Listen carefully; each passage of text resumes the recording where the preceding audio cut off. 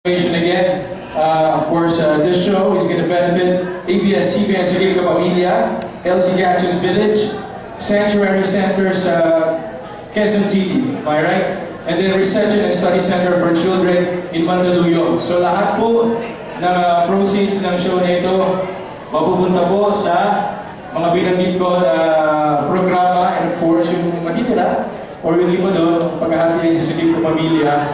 And again, maraming salamat. Hindi, kailangan bigyan nyo sa akin ng bayan. Para may maibigay tayo sa kanila. And at this point, mamaya na, gusto ko tawagin yung mga kaibigan ko kasi diba since this is jamming, gusto ko tawagin yung mga kaibigan kong kaedad ko sa Star Magic para, yan. Kailangan na sabihin yan. And, di ba kaedad ko lang si JM?